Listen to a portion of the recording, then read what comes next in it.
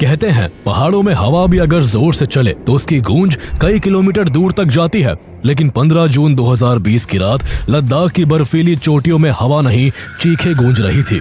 Galwan valley वो जगह जहां रात का तापमान -15 डिग्री सेल्सियस तक गिर जाता है, जहां ऑक्सीजन आधी हो जाती है और जहां भारतीय सैनिक हर कदम नाप कर चलते हैं, क्योंकि यहाँ की हर इंच जमीन भारत के सम्मान और चीन की लालसा के बीच खड़ी है। लाइन ऑफ एक्चुअल कंट्रोल पर महीने भर से भारत और चीनी सैनिकों के बीच जो तनाव बना हुआ था वो 15 जून 2020 की उस रात तक अपने चरम पर पहुंच गया था।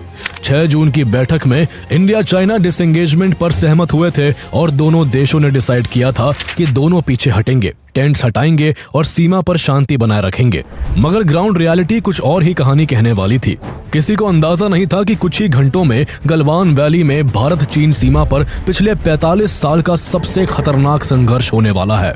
15 जून की शाम ढलते ढलते जब 16 बिहार रेजिमेंट के कमांडिंग ऑफिसर कर्नल बी संतोष बाबू अपने करीब 30 इंडियन सोल्जर्स के साथ पेट्रोल पॉइंट 14 पहुंचे तो उन्होंने देखा कि जहां चाइनीज पोस्ट हट जानी चाहिए थी वहां उल्टा नए बंकर्स और टेंट्स खड़े थे। कर्नल संतोष बाबू ने जब इसका विरोध किया तो पहले से हमले की फिराक में बैठे चीनी सैनिकों ने नुकीली लोहे की रॉड्स, पत्थर और कंटीले डंडों से भारतीय सैनिकों पर अचानक हमला कर दिया। वो संख्या में भी कई गुना ज्यादा थे और पूरी तैयारी के साथ आए थे।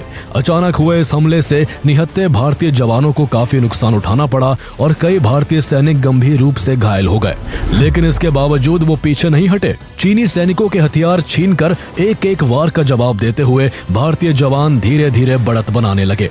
भारतीय सैनिकों के जज्बे का कोई मुकाबला नहीं था। चीनी सैनिकों को पहली बार एहसास हुआ कि उनकी दादागिरी उन पर ही भारी पड़ गई है। 6 घंटे तक 14,000 फीट की ऊंचाई पर रात के अंधेरे और माइनस टेम्परेचर में 2 न्यूक्लियर पावर्स की सेनाएं हाथों हाथ लड़ रही थी, जहां बंदूकें भले ही शांत थी लेकिन युद्ध उतना ही घातक था। भारतीय सैनिकों ने 6 घंटे तक चली इस लड़ाई में कई तरह के हथियारों से लैस 43 चीनी सैनिकों को मौत के घाट उतार दिया। हालांकि इसमें भारत ने भी कर्नल संतोष बाबू सहित 20 वीर सपूतों को भी खो दिया था। तो आइए जानते हैं गलवान वैली क्लैश की पूरी कहानी। आखिर इस क्लैश के शुरू होने की वजह क्या थी? चीन ने डिसएंगेजमेंट एग्रीमेंट क्यों तोड़ा? कैसे भारतीय सैनिकों ने बिना किसी हथियार के चीनी सैनिकों को पीछे हटने के लिए मजबूर कर दिया? और आगे चलकर इस कॉन्फ्लिक्ट का इंडो चाइनीज रिलेशनशिप पर क्या असर पड़ा? This is in the Galwan Valley. In 2020, Chinese troops showed up and attacked Indian soldiers without provocation. Chinese troops had mounted a savage attack on Indian soldiers with stones, nail-studded sticks, iron rods and clubs.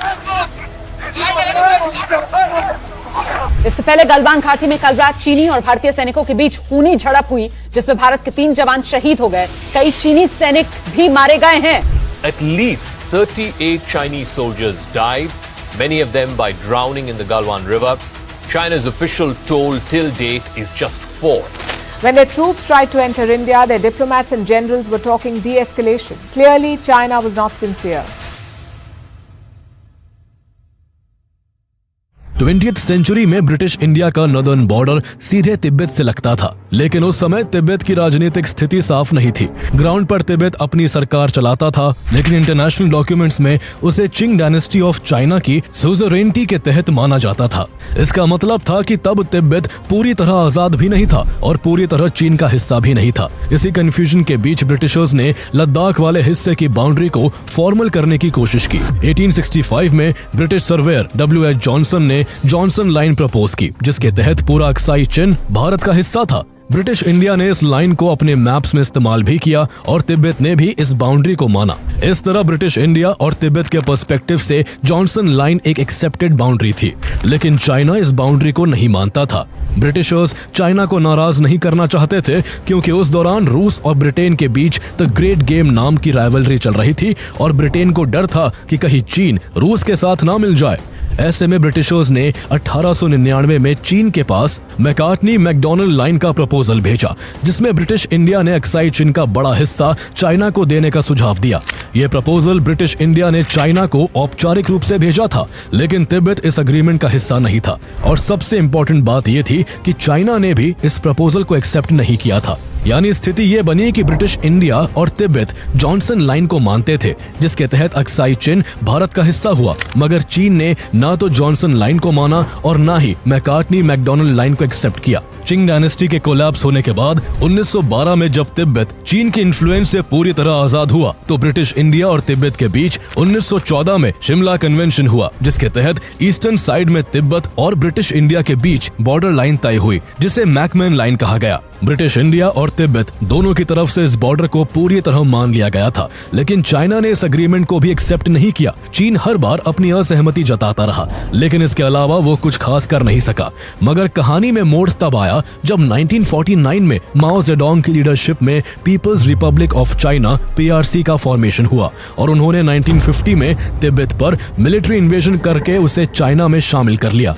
Tibet के खत्म होते ही India और China सीधे पड़ोसी बन गए और यहीं से बॉर्डर इशू पहली बार गंभीर बनना शुरू हुआ। चाइना ने कहा कि ब्रिटिश इंडिया और तिब्बत का बॉर्डर अग्रीमेंट इलीगल था, क्योंकि उनके हिसाब से तिब्बत कभी इंडिपेंडेंट स्टेट था ही नहीं, और इसलिए जॉनसन लाइन से लेकर मैकमैन लाइन तक को चाइना ने रिजेक्ट कर दिया। तिब्बत पर कब्जा करने के बाद चाइना ने धीरे धीरे इंडिया की टेरिटरी पर भी दावे शुरू कर दिए। चाइना ने अक्साई चीन को अपना हिस्सा बताना शुरू कर दिया, जबकि ये क्षेत्र हिस्टोरिकली लद्दाख का इंटीग्रल हिस्सा रहा है और इंडिया के मैप्स में हमेशा से शामिल है। लेकिन चाइना की नीयत नहीं सुधरी और उसने 1957 में अक्साई चीन के बीचों बीच G219 नाम का एक स्ट्रेटेजिक हाईवे बना दिया, जो जिनजियांग को तिब्बत से जोड़ता है। ये काम चाइना ने पूरी सीक्रेसी में किया। जब इंडिया को इसका पता चला तो टेंशन और बढ़ गई, लेकिन उस समय इंडिया का पॉलिटिकल मूड बिल्कुल अलग था। इंडिया ओपनली हिंदी चीनी भाई भाई की फ्रेंडशिप पॉलिसी चला रहा था, वही चाइना इस दोस्ती का फायदा उठाता रहा और ग्राउंड पर धीरे धीरे अपनी पोजीशंस मजबूत करता रहा। हालांकि देर सवेर रियलिटी सामने आ ही गई और 1961 में चाइना ने कई इंडियन पोस्ट के पास एग्रेसिव पेट्रोलिंग और इंडियन ट्रूप्स को पुशबैक करने की कोशिशें शुरू कर दी। 1962 में यही तनाव बढ़ते बढ़ते एक फुल फ्लेजेड वॉर में बदल गया। इंडिया डिप्लोमेटिक तरीके से विवाद सुलझाने की कोशिश कर रहा था, लेकिन चाइना ने अचानक मल्टीपल सेक्टर्स में हमला कर दिया और 1962 सीनो इंडियन वॉर शुरू हो गया।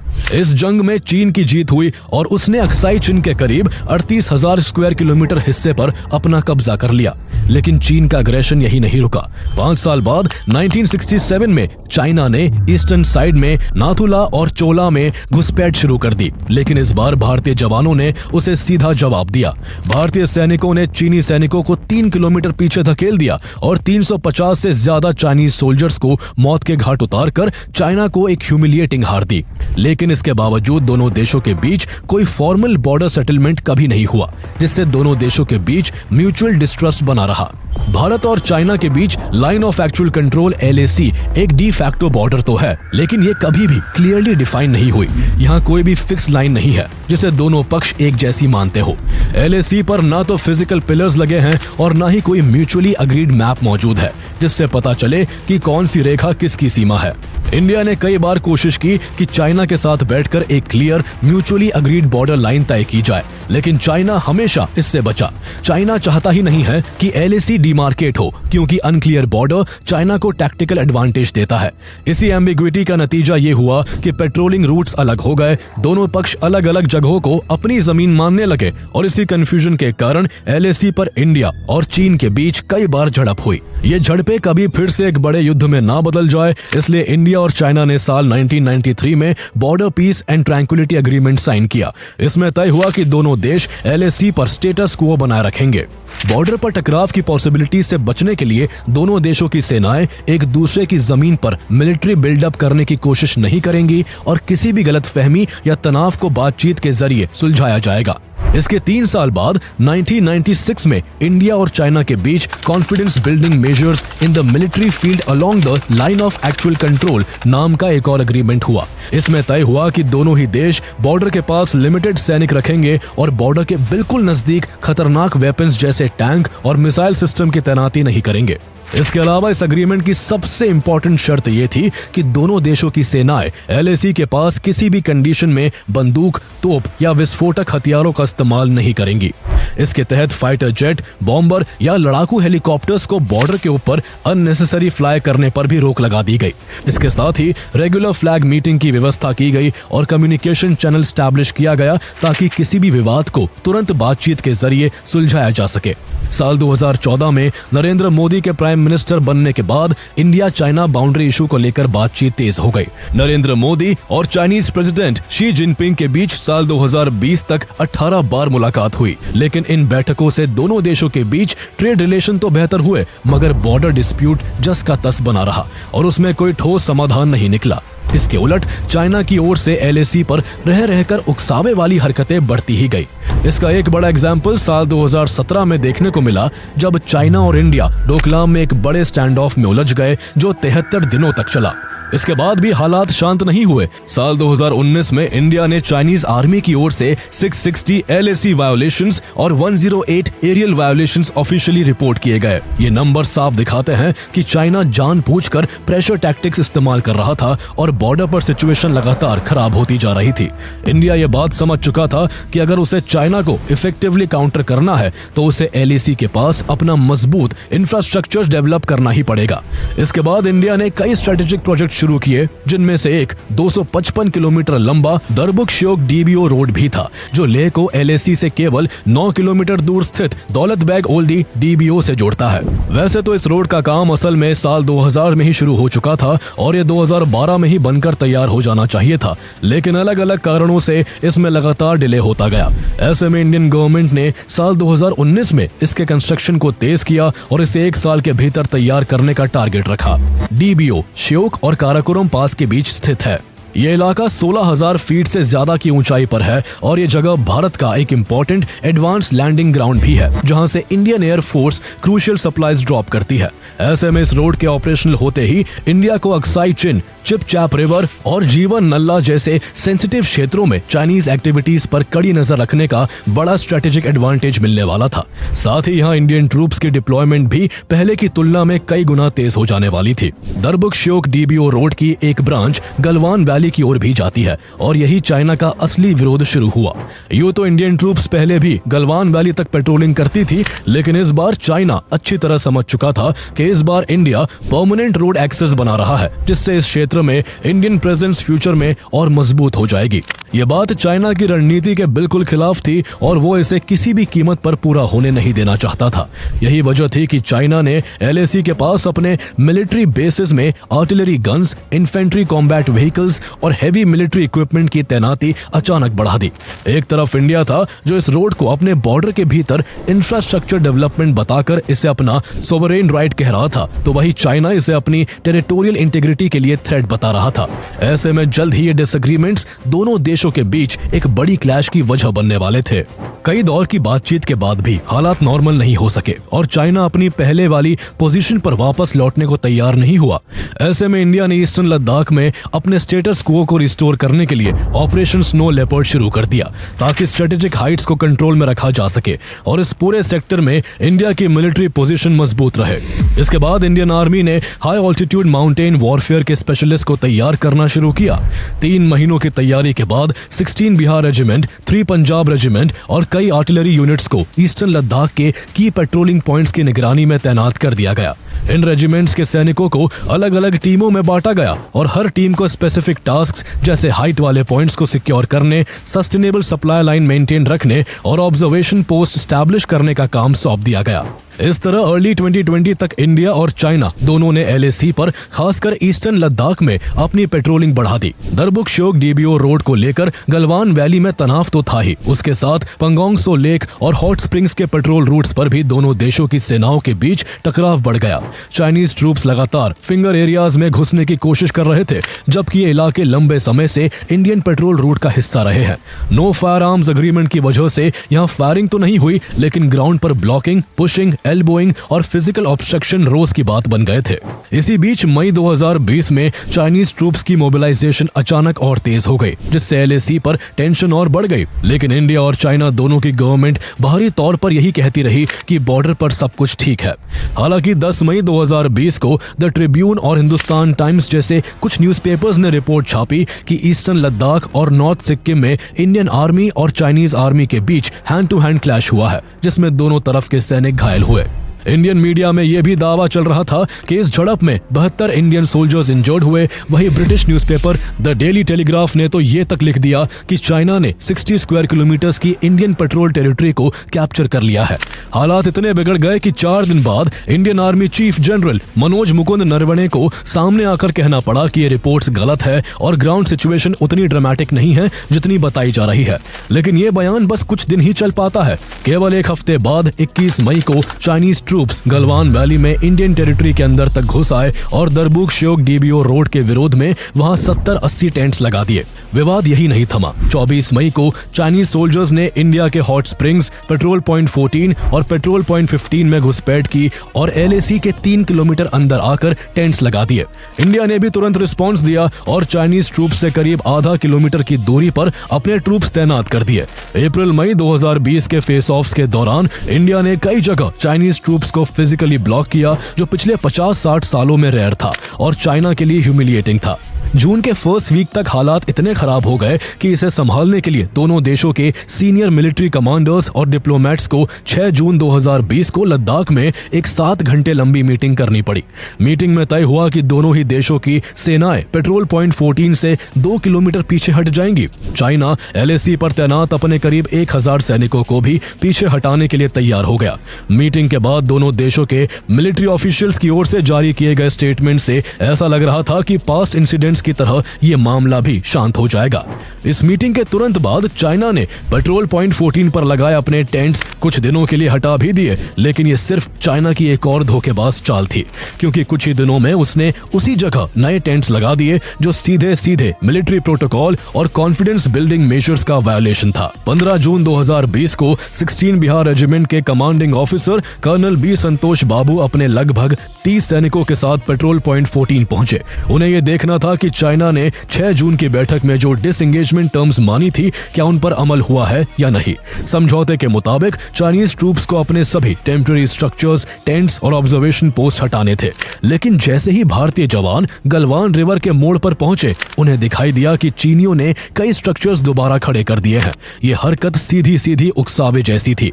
इसके बावजूद कर्नल संतोष बाबू ने शांत रहते हुए चाइनीज सोल्जर से कहा कि जो तय हुआ था उसके उल्लंघन में ये पोस्ट खड़े नहीं रह सकते और इन्हें तुरंत हटाया जाए।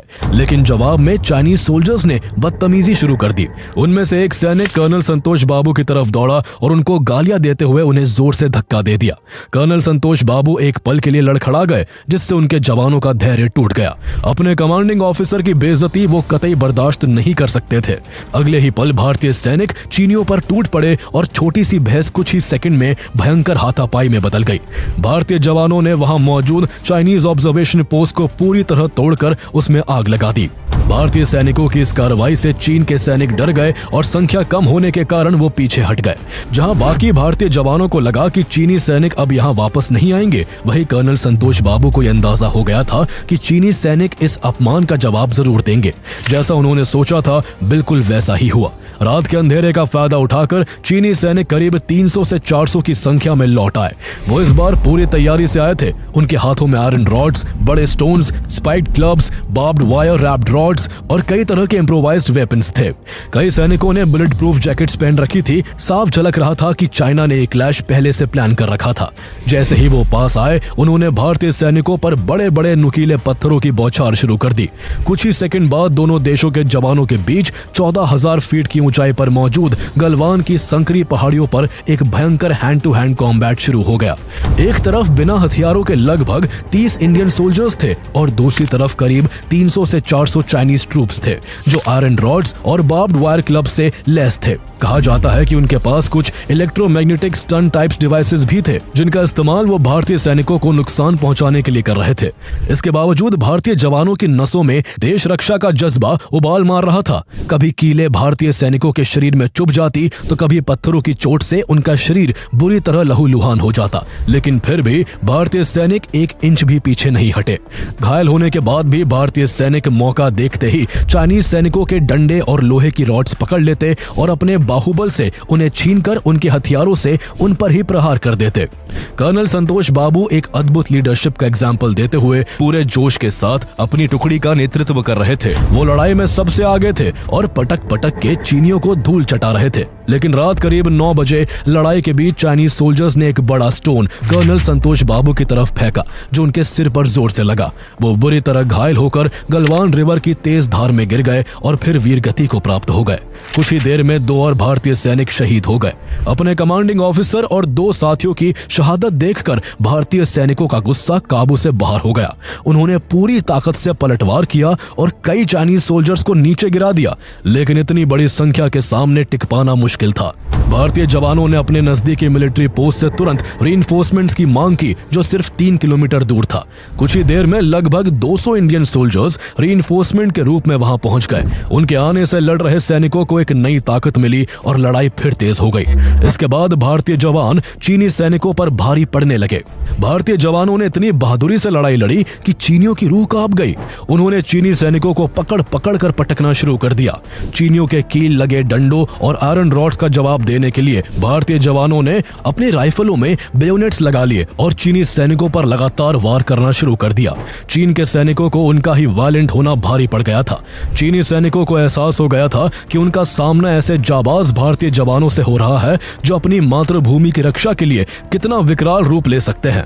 आलम यह था कि खुद को एशिया का सबसे ताकतवर समझने वाला चीन भारतीय सेना के इस जवाब से बुरी तरह से तिलमिला गया।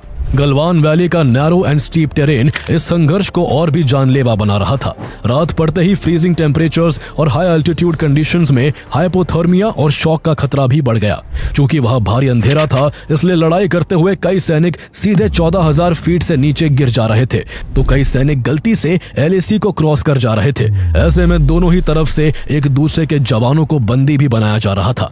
देखते ही देखते यह भयंकर लड़ाई 6 घंटों तक खींच गई।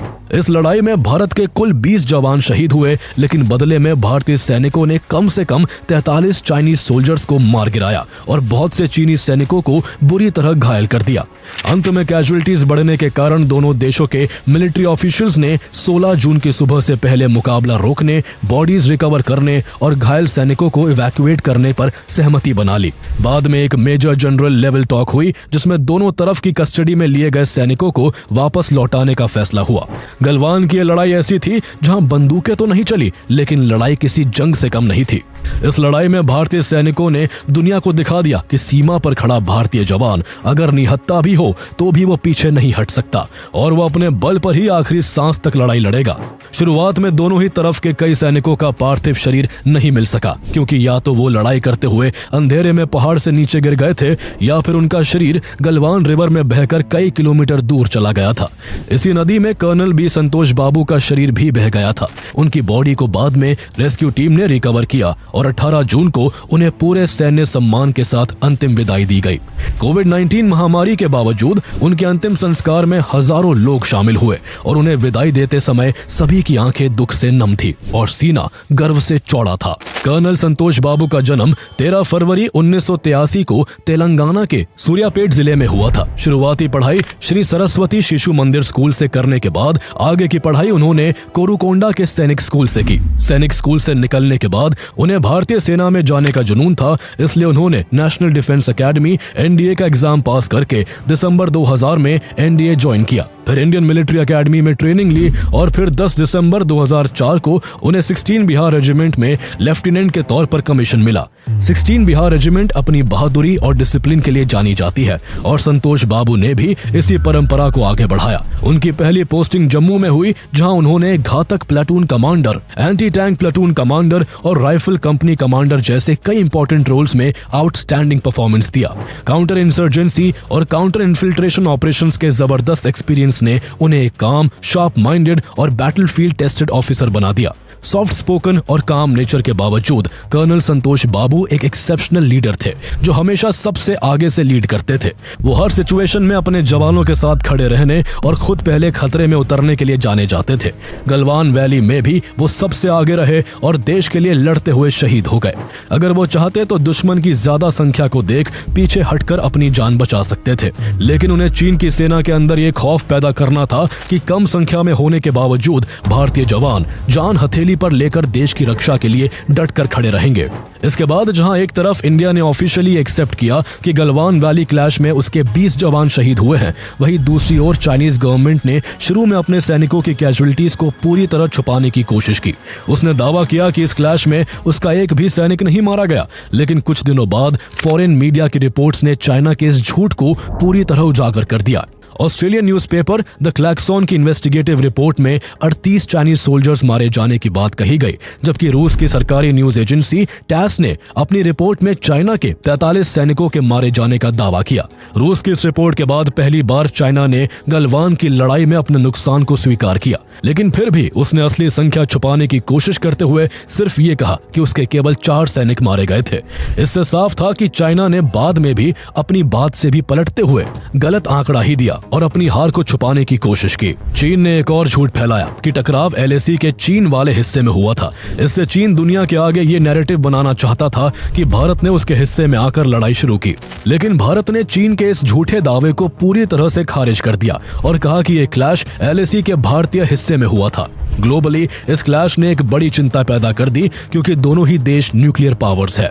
इस क्लैश के 2 दिन बाद Indian air force chief RKS Bhadauria खुद लेह पहुंचे, हालात का ग्राउंड असेसमेंट किया और अगले ही दिन श्रीनगर एयरबेस पर भी उन्होंने प्रिपेयर्डनेस को रिव्यू किया। RKS भदौरिया ने साफ कहा कि इंडियन एयरफोर्स किसी भी स्थिति से निपटने के लिए पूरी तरह तैयार है। इसके बाद इंडियन एयरफोर्स ने तुरंत अपने फ्रंटलाइन फाइटर जेट्स जैसे सुखोई 30 MKI, मिराज 2000 और जैगुआर को फॉरवर्ड बेसिस पर डिप्लॉय कर दिया। वही अपाचे और चिनूक हेलीकॉप्टर्स को चाइना बॉर्डर के क्रिटिकल सेक्टर्स में तैनात किया गया। इस बीच प्राइम मिनिस्टर नरेंद्र मोदी का भी बयान सामने आया। उन्होंने स्पष्ट कहा कि हम अपने जवानों का बलिदान व्यर्थ नहीं जाने देंगे। उन्होंने अपनी आखिरी सांस तक लड़ाई लड़ी है और उन्होंने अपनी पीठ नहीं दिखाई। इंडिया के इस टफ स्टैंड को देखकर चाइना को डिप्लोमेसी की तरफ आना पड़ा। चाइना के फॉरेन मिनिस्टर वैंग यी को Indian foreign minister S Jaishankar को फोन करना पड़ा, लेकिन इसके बाद भी भारत का रुख नरम नहीं हुआ। इस बातचीत के बाद भी S जयशंकर ने साफ कहा कि गलवान में जो कुछ भी हुआ उसकी जिम्मेदारी चाइना की है और एक कदम उसने सोची समझी स्ट्रेटेजी के साथ उठाया था। बॉर्डर पर बढ़ते तनाव के बीच डिफेंस मिनिस्टर राजनाथ सिंह ने भी एक इंपॉर्टेंट ऑर्डर जारी किया कि फॉरवर्ड पोस्ट पर तैनात इंडियन फील्ड कमांडर्स हालात के हिसाब से अपने सोल्जर्स को वेपन्स इस्तेमाल करने की परमिशन दे सकते हैं। ये पहली बार था जब इंडिया ने पब्लिकली रूल्स ऑफ एंगेजमेंट में ऐसा बदलाव किया। ये साफ संकेत था कि हालात किसी बड़े कॉन्फ्लिक्ट में भी बदल सकते थे। भारत ने न केवल मिलिट्री लेवल पर अटैकिंग स्टेप लिए बल्कि चाइना को इकोनॉमिक फ्रंट पर भी कड़ा झटका दिया। इंडिया ने 220 चाइनीज ऐप्स पर बैन लगा दिया। गवर्नमेंट ऑफ इंडिया ने कहा कि ये ऐप्स इंडिया के बाहर सर्वर्स पर डेटा स्टोर करते हैं जो नेशनल सिक्योरिटी के लिए बड़ा खतरा है। इन बैंड ऐप्स की लिस्ट में Chinese tech giants Alibaba groups के ऐप्स के साथ साथ टेंसेंट, बायदू, सीना, टिकटॉक, वीचैट, PUBG और बाइट डांस के ऐप्स शामिल थे। इसके अलावा इंडिया ने चाइनीज सिटीजन्स के लिए टूरिस्ट वीजा, बिजनेस वीजा और स्टूडेंट वीजा भी सस्पेंड कर दिए। 3 जुलाई को प्राइम मिनिस्टर नरेंद्र मोदी खुद लद्दाख पहुंचे, सैनिकों से मुलाकात की, उनका हौसला बढ़ाया और ये संदेश दिया कि इंडिया पीछे हटने वाला नहीं है।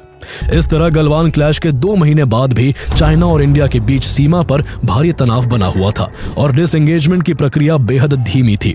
ऐसे समय में रशिया ने मामले में इंटरवीन किया और दोनों देशों के बीच मीडिएशन की भूमिका निभाई। रशिया की पहल पर 5 सितंबर 2020 को रशिया की कैपिटल मॉस्को में इंडिया और चाइना के डिफेंस मिनिस्टर और फॉरेन मिनिस्टर की बैठक हुई, लेकिन जल्द ही पीस टॉक आरोप प्रत्यारोप में बदल गई। इस मीटिंग के सिर्फ 2 दिन बाद LAC पर दोनों सेनाओं के बीच फायरिंग हुई और ये पिछले 45 साल में पहली बार था जब इंडिया चाइना बॉर्डर पर गोलियां चली। हालांकि इसके बावजूद डिप्लोमेटिक टॉक्स बंद नहीं हुई। जल्द ही इसका पॉजिटिव रिस्पांस भी देखने को मिला।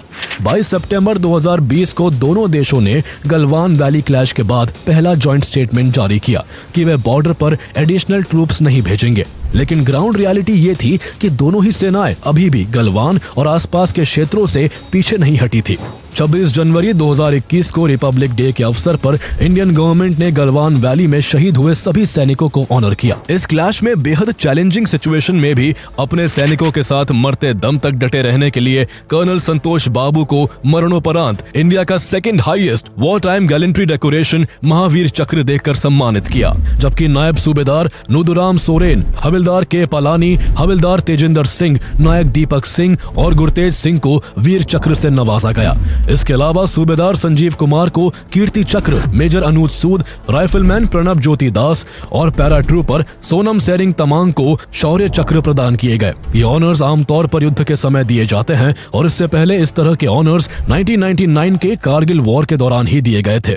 इसका मतलब ये था कि इंडियन गवर्नमेंट ने गलवान क्लैश को सिर्फ एक बॉर्डर स्किर्मिश नहीं बल्कि एक हाई लेवल मिलिट्री एक्शन के रूप में एक्सेप्ट किया था।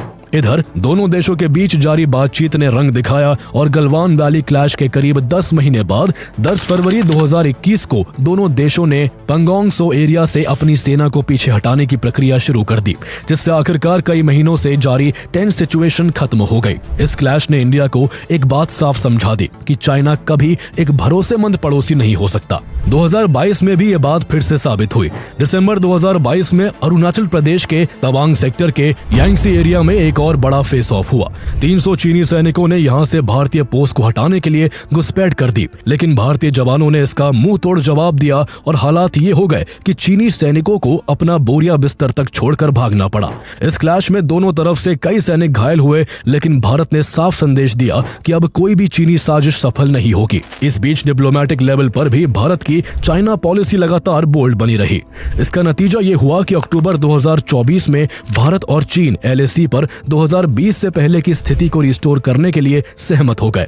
चीन को डेप्सैंग और डेमचोक में भी डिसएंगेजमेंट और नए पेट्रोलिंग अरेंजमेंट्स के लिए राजी होना पड़ा। ये वही दो क्रिटिकल पॉइंट्स थे जहां 2020 से चीनी सेना ने ब्लॉकेड लगाया हुआ था और 2022 से टॉक्स डेडलॉक में थी। इस अग्रीमेंट के बाद ईस्टर्न लद्दाख के सभी 6 डिस्प्यूटेड एरियाज में डिसएंगेजमेंट का रास्ता खुल गया, लेकिन ग्राउंड पर हालात इतने साफ नहीं थे। 2020 के बाद बनाए गए बफर जोन्स को रिविजिट ही नहीं किया गया। इन बफर जोन्स की वजह से कई ऐसे क्षेत्र जहां इंडिया पहले रेगुलरली पेट्रोलिंग करता था, अब प्रैक्टिकली नो पेट्रोल जोन्स बन चुके हैं। अगर बफर जोन्स अनचेंज्ड रहते हैं तो 2020 से पहले की स्थिति पर लौटने की बात केवल वैचारिक रूप से ही पॉसिबल है, लेकिन जमीन पर यह पूरा सच नहीं है। यह अपने आप में एक कॉन्ट्राडिक्शन है। इसको लेकर former ambassador to China Ashok Kantha ने भी कहा कि कहीं न कहीं इंडिया ने डिसएंगेजमेंट के बेंचमार्क को लोअर कर दिया है, या फिर इंडियन गवर्नमेंट ने डिसएंगेजमेंट को बहुत जल्दी कंप्लीट घोषित कर दिया। कई स्ट्रेटेजिक थिंकर्स, जिनमें से एक डॉक्टर ब्रह्मा चिलानी भी है, उनका कहना है कि इंडिया ने यहाँ पर चीन की शर्तों पर कॉम्प्रोमाइज कर लिया। चाइना ने डिसएंगेजमेंट के नाम पर इंडिया को अपनी ही टेरिटरी में पीछे धकेलने वाला मॉडल दे दिया, जहाँ इंडियन ट्रूप्स पीछे हटे लेकिन चाइनीज आर्मी की फॉरवर्ड डिप्लॉयमेंट स्ट्रक्चर्स और लॉजिस्टिक्स कैपेसिटी बरकरार रही।